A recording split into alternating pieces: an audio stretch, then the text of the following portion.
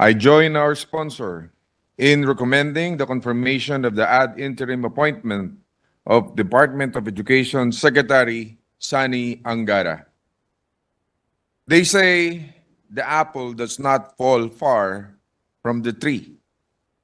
But our colleague here, former senator and now Secretary of the Department of Education, Sani did not only prove this to be true, but he also continues to create a legacy of his own. Dito sa Senado, ipinamalas niya ang husay niya sa numero at ekonomiya. Under his stewardship, the Committee on Finance, which he chaired, greatly contributed in ensuring efficient allocation of our national budget to promote sustainable growth and fiscal responsibility. Hindi rin bago sa kanya ang mga isyung kailangang komprontahin at lutasin.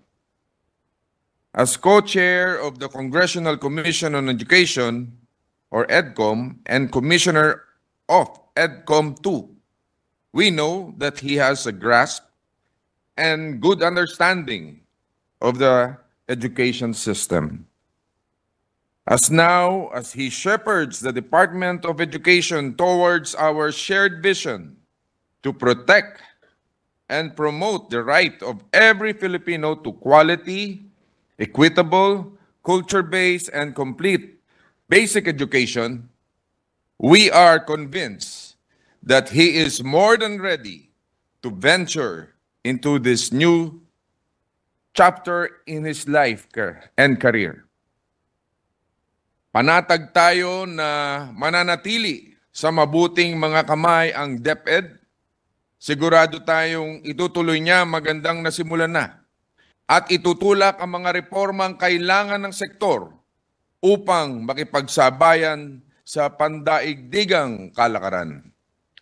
Nawa ay hasain niya ang ating mga mag-aaral kagaya ng paglinang ng kanyang ama sa mga taglay niyang kakayahan at katalinuhan. And with the same passion and diligence, he must fight for and protect the rights and welfare of our teachers, whose daily heroic sacrifices helped raise the Filipino children of tomorrow.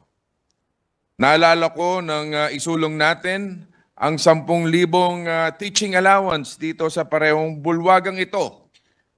Katandem po natin sa Secretary Sani dito. May it not be the last. May it only be the beginning of many more. Sec Sani.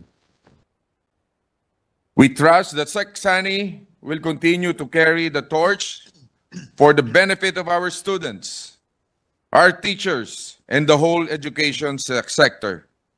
Alam nating edukasyon ang pamanang iiwan natin sa susunod na salinlahi.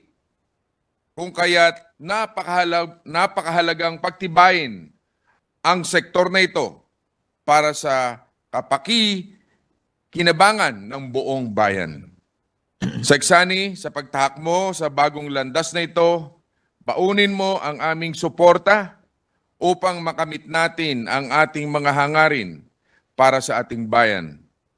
At upang bigyan ng pakpak ang kabataang Pilipino upang maabot ang kanilang mga pangarap sa pamamagitan ng edukasyon.